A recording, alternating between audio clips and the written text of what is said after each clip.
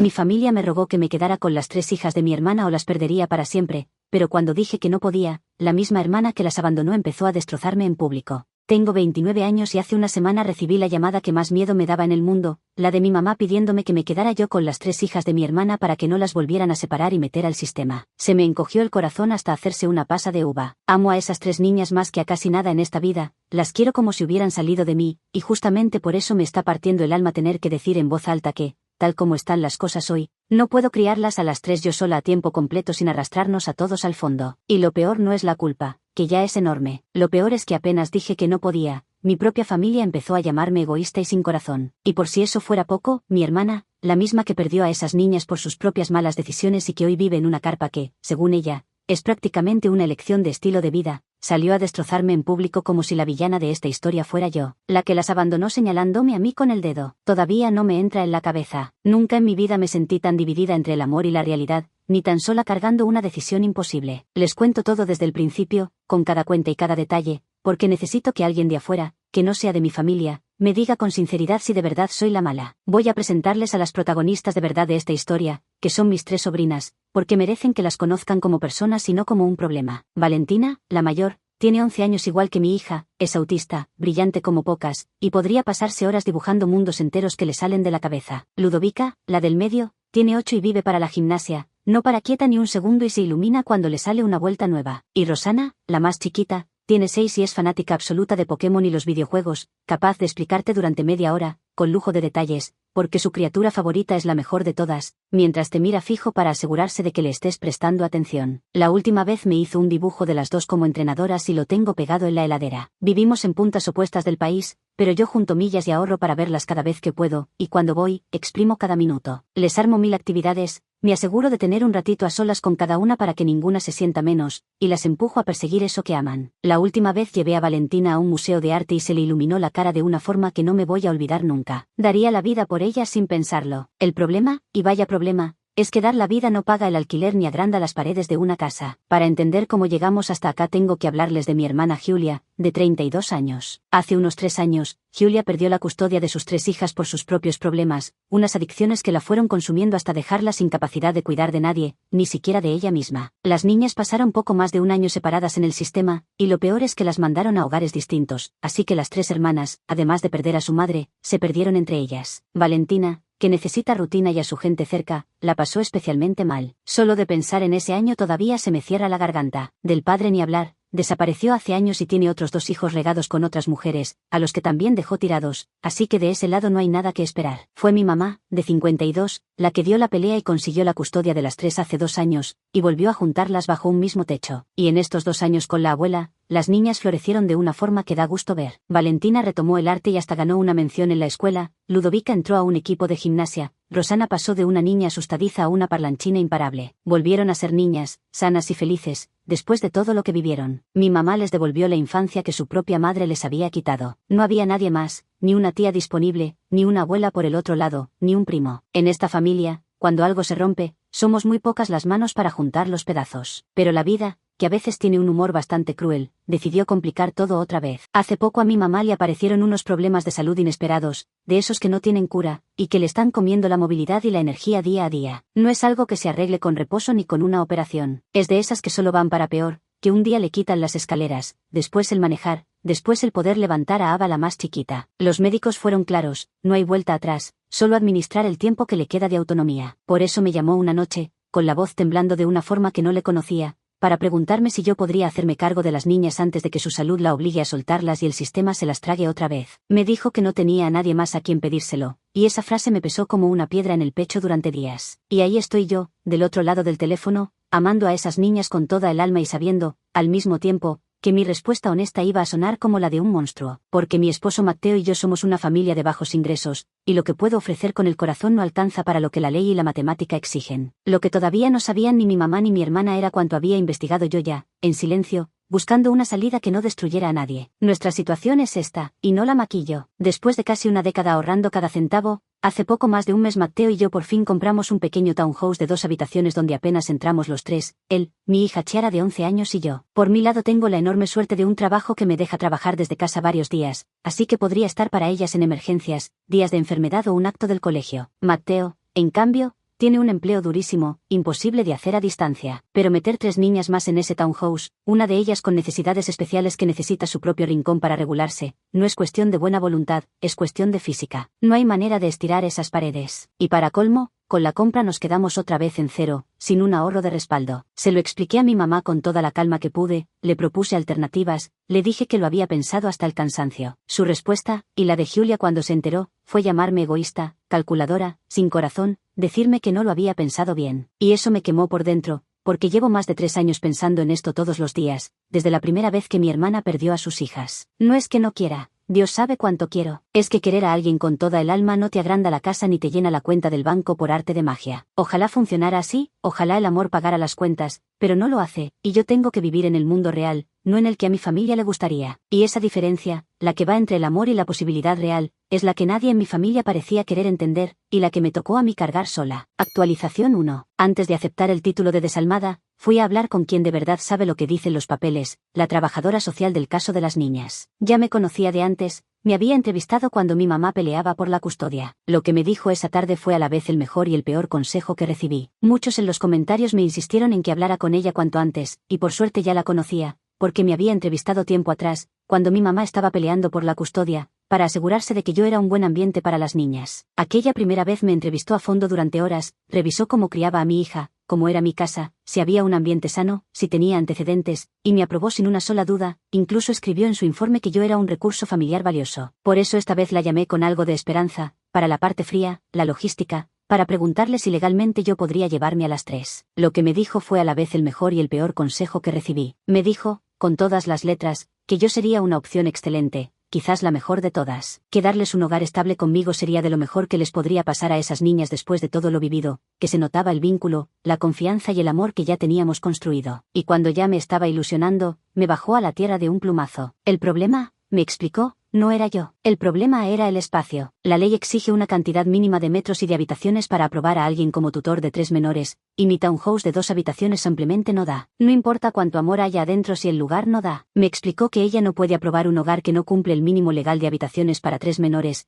que sus manos están tan atadas como las mías. Fue como recibir un abrazo y una cachetada en el mismo gesto. Tenía todo lo importante, el amor, la paciencia, hasta el trabajo flexible, y me frenaba una regla de metros cuadrados en un papel. La trabajadora social, que en medio de todo este frío burocrático fue lo más humano que encontré, se ofreció a buscarme opciones de vivienda subsidiada en mi zona, algo más grande que si cumpliera los requisitos legales de espacio. Me dijo que ella también quería que esto saliera, que no era común encontrar a un familiar tan dispuesto. Me colgué de esa esperanza como náufrago a una tabla, y esa misma semana llené solicitudes, junté papeles, llamé a 3 oficinas distintas. Estaba dispuesta a hacer lo que fuera, pero entonces llegó el siguiente balde de agua fría, porque las listas de espera para esas viviendas son larguísimas, de esas que se miden en años, no en meses. Me explicó que hay familias esperando 3, 4, hasta 5 años por un lugar así. Podría anotarme hoy mismo y quizás me llamen cuando Valentina ya esté por terminar la secundaria. Para las niñas, que necesitan una solución ahora, ese tiempo es una eternidad. Muchos de ustedes me sugirieron investigar toda la ayuda del gobierno posible, y les prometo que lo estoy haciendo, revisando cada programa, cada subsidio, cada resquicio. Pero salí de esa conversación con una verdad clavada en el pecho que todavía me cuesta digerir. El amor no basta cuando lo que falta son metros cuadrados en un formulario. Y eso que todavía no había llegado a la parte más brutal de todas, la de los números, que era donde el plan entero se iba a caer a pedazos. Actualización 2. Mucha gente asumía que con la ayuda económica por cada niña los números cerraban solos. Voy a contar las cuentas crudas, una por una, porque es justo donde todo se derrumba y donde casi nadie mira hasta que le toca. Sí, es verdad que recibiríamos una buena ayuda económica mensual por cada niña, y una cifra más alta por Valentina, por sus necesidades especiales, para cubrir terapias y apoyos. Cuando lo escuché por primera vez pensé, ingenuamente, que con eso se solucionaba todo. Suena a mucho dicho así, y ayuda, no lo niego, pero hay una trampa en la letra chica que casi nadie ve hasta que le toca. Esa plata es para ellas, y se evapora sola. 3 bocas más que alimentar, ropa que les queda chica cada temporada, zapatos, los lentes de las 3, útiles, las cuotas de gimnasia de Ludovica. Para cuando termina el mes, de esa ayuda no sobra un centavo, mucho menos algo para juntar el enganche de una casa más grande. Y por si fuera poco, esa ayuda tampoco cuenta como ingreso mío ante el banco para darme una hipoteca más grande, porque legalmente es dinero de las niñas, no mío. Se lo pregunté a un asesor con la ilusión de que me dijera que sí, y me contestó que no suma ni $1 a lo que puedo pedir prestado. Colgué con ganas de tirar el teléfono por la ventana. Cada puerta que tocaba se cerraba en la misma cara. Muchos me sugirieron, con toda la buena intención, que simplemente rompiera la hipoteca recién estrenada y alquilara algo más grande. Ojalá fuera tan fácil. Compramos la casa hace apenas un mes, gastamos hasta el último centavo de 10 años de ahorro en el enganche y los gastos de cierre. Romper una hipoteca de un mes, con las penalidades del banco, los honorarios legales y la comisión de la inmobiliaria para vender, sería tirar a la basura miles de dólares que ya no tenemos, además de volver a empezar el papeleo desde cero. Un contador amigo me hizo los números en una servilleta y me dijo, sin vueltas, que romper la hipoteca ahora sería una de las peores decisiones financieras que podría tomar en mi vida. Y hay algo más que casi me hace reír de pura bronca. Como éramos compradores de primera vivienda, nos habían dado varios miles de dólares en descuentos, un alivio enorme en su momento. La letra chica dice que hay que devolverlos enteros si nos mudamos antes de un año de vivir acá. O sea que irnos ahora no solo no nos ayuda, nos deja debiendo plata que ya gastamos. Y por si el chiste cósmico no estuviera completo, alquilar algo más grande tampoco es salida, porque en mi zona un alquiler de 3 o 4 habitaciones cuesta casi el doble de lo que pago hoy de hipoteca. Hice y rehice esa cuenta esperando que en algún lado apareciera un resultado distinto. Nunca apareció. Por más vueltas que le doy, los números nunca terminan de cerrar. Les juro que si me gano la lotería mañana, esto se arregla antes del almuerzo, así que si alguien por ahí tiene los números ganadores,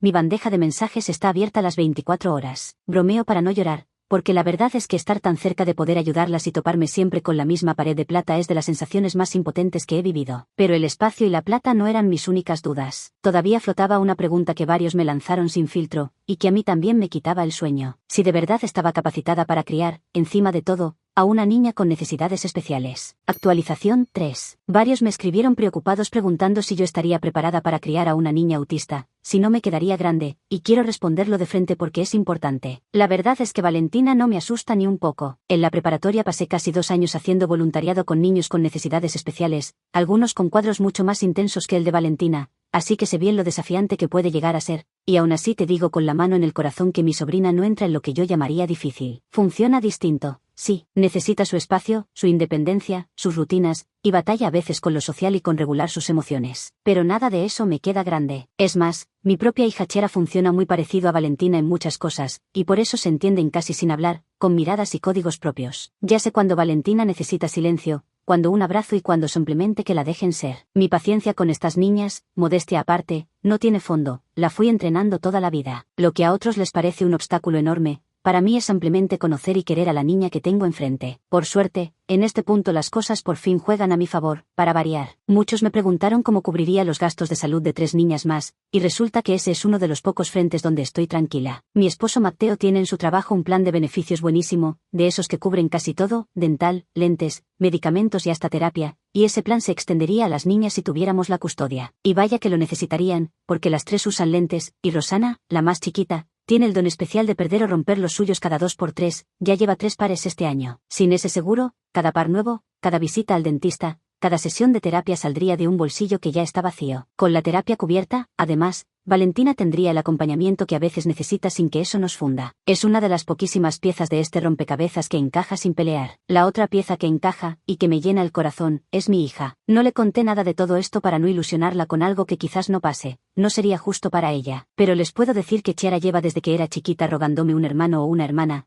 Todos los cumpleaños es el mismo pedido. Le ha tocado sufrir bastante con niños que la molestan en la escuela, y sus primas son, sin exagerar, sus mejores amigas del mundo. Cuando se ven, arman un idioma propio, se ríen de cosas que solo ellas entienden, y despedirse siempre termina en lágrimas de las 4. Sé sin ninguna duda que las recibiría con los brazos abiertos. Es más, cuando una vez le pregunté en teoría qué pensaría de compartir cuarto con sus primas, me dijo que sería como una pijamada eterna. Dormiría feliz apretada en una sola habitación con las 4 si eso significa tenerlas cerca. Algunos me advirtieron con buena intención que meter 3 niñas de golpe podría generar resentimiento en mi esposo o en mi hija con los años, que lo que hoy es amor mañana puede pesar. Lo entiendo. Es una preocupación válida y me la hice 1000 veces. Ya lo hablé con Mateo 1000 veces a lo largo de estos años, desde la primera vez que Julia perdió a las niñas, y él siempre me dijo lo mismo, que si encontráramos la forma, me apoyaría sin dudar. Conozco a mi familia, y sé que ese no sería el problema. Así que el amor, la paciencia, el seguro médico y hasta el entusiasmo de mi hija estaban de mi lado. Todo lo humano estaba resuelto. Lo único imposible seguía siendo lo material. Y justo cuando ya me daba por vencida, apareció, del lado menos pensado, una pequeña rendija de salida. Actualización 4. La rendija apareció, como suele pasar, cuando ya había dejado de buscarla. Mi mamá vino a visitarme con las 3 niñas, y armamos algo tan simple como acampar a las afueras de la ciudad unos días, que para nosotros es de las pocas vacaciones que el bolsillo permite. Y fue ahí, una noche, con las 4 chicas ya dormidas en la carpa después de perseguirse hasta el agotamiento,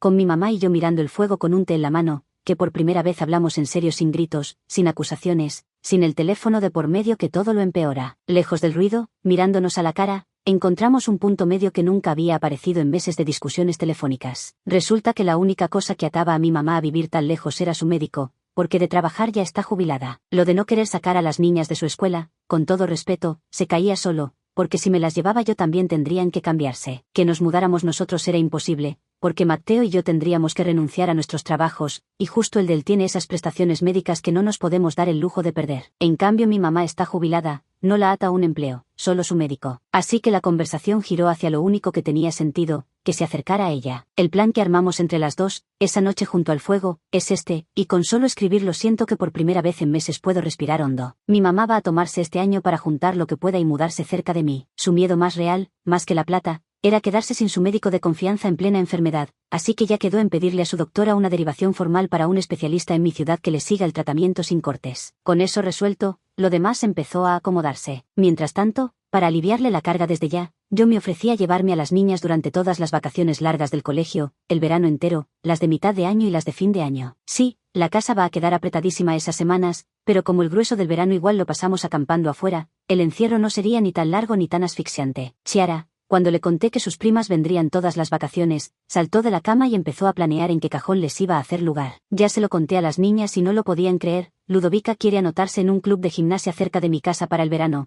Rosana ya está planeando qué videojuegos vamos a jugar. Es un puente, algo que sostiene a todos hasta que mi mamá esté cerca y podamos, entre las dos, criarlas de verdad sin que nadie termine hundido. Y mi esposo, que no sé qué hice en otra vida para merecerlo, movió la única ficha que le quedaba. Mateo se ofreció a meter todas las horas extra que su trabajo le permita para reponer los ahorros que la casa nos dejó en cero, y ojalá así llegar a un lugar más grande cuando toque renovar la hipoteca el año que viene. Lo dijo sin dramatismo, mientras lavaba los platos, como quien comenta el clima, y a mí se me llenaron los ojos de lágrimas. No todo el mundo firma para trabajar el doble por unas sobrinas que ni siquiera son suyas de sangre. Mi trabajo, que tiene la ventaja enorme de dejarme trabajar desde casa varios días, lamentablemente no me deja hacer horas extra, así que él carga esa parte solo, sin una queja. Entre su sacrificio, la mudanza de mi mamá y las vacaciones conmigo, la ecuación por fin empieza a cerrar. No es la solución de película donde me las llevo a las 3 mañana y vivimos felices. Es algo mejor, porque es real y se sostiene en el tiempo. Y para el que se pregunte cómo pienso financiar exactamente esa casa más grande, tengo 2 planes de respaldo por si el ahorro no alcanza. El primero es un golpe de suerte. El segundo, más realista según internet, es vender fotos de mis pies. Si alguien tiene experiencia en el segundo rubro, pregunto por una amiga, obviamente. Por primera vez en meses sentí que el nudo del pecho se aflojaba,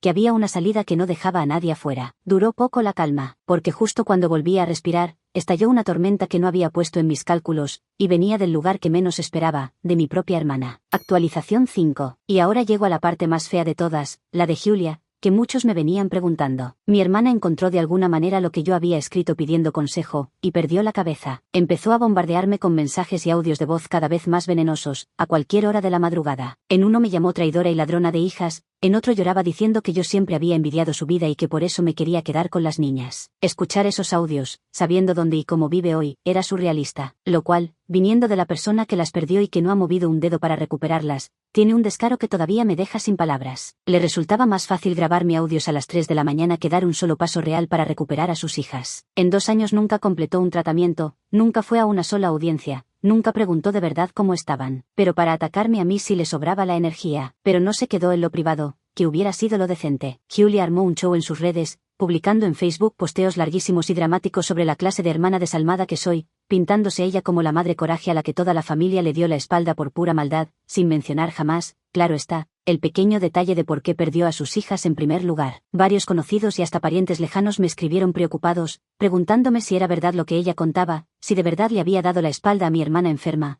porque en su relato yo era una arpía calculadora y ella una madre destrozada. Y ahí, lo confieso, tuve que respirar hondo muchas veces para no entrar a defenderme y a exponer toda su historia, porque habría sido facilísimo. Estuve a un mensaje de distancia de escribir un descargo largo, contando dónde vive, por qué perdió a las niñas, todo. Tenía las pruebas y la razón, pero me frené a tiempo, porque entendí algo. Discutir con ella en público era justo lo que buscaba, el escenario perfecto para seguir siendo la mártir de la película. Así que hice lo más difícil y lo más sano a la vez, que fue no darle ni un centímetro de pelea. La ignoré en todos los frentes, bloqueé lo que había que bloquear, y dejé que sus propios posteos hablaran por ella. Y algo curioso pasó cuando dejé de responder. Sin nadie que le siguiera el juego, sin una pelea pública que le hiciera parecer la víctima, el show se fue desinflando solo. Los comentarios de apoyo en sus posteos se fueron apagando, y un par de personas hasta le preguntaron, en público, por qué no estaba luchando por recuperar a sus hijas en vez de atacar a la hermana que las cuidaba. La gente que de verdad nos conoce sabe perfectamente quién abandonó a esas niñas y quién se está partiendo en pedazos para que no terminen otra vez separadas en hogares de extraños. No hizo falta que yo lo gritara, la verdad se sostiene sola cuando dejas de taparla con peleas. A veces el mejor golpe es no dar ninguno. Mi mamá, en medio de todo esto, terminó cortando el contacto casi por completo con Julia, harta de que usara el dolor de las niñas para hacerse la víctima en Internet. Hoy, meses después, el plan que armamos sigue firme, y eso es lo único que de verdad me importa. Mi mamá está juntando el dinero y avanzando con lo del médico nuevo, las niñas siguen a salvo y felices con la abuela mientras tanto, yendo a la misma escuela, con sus rutinas intactas. Saben que su tía tiene la puerta abierta en cada vacación, y que, si todo sale como lo planeamos, en un futuro no tan lejano esa puerta se abre para siempre. No me hice cargo de las tres de un día para el otro como un acto heroico de película, y por un tiempo me sentí culpable por eso. Ya no. Entendí que amarlas no era lo mismo que poder cargarlas sola hasta hundirnos a todos, incluidas ellas. La verdadera manera de protegerlas no era el sacrificio que nos destruía, era la salida que nos sostiene. Julia quedó afuera, sí, pero no la dejé yo afuera. Se dejó afuera ella sola, cada vez que eligió la carpa y el rencor por encima de sus hijas. Aprendí que a veces la respuesta correcta no es la que te hace ver como heroína, sino la que de verdad funciona a largo plazo. Y si por poner el bienestar real de esas tres niñas por encima de la foto perfecta soy la villana de su novela de Facebook, es un papel que acepto sin culpa, porque por primera vez en años duermo la noche entera.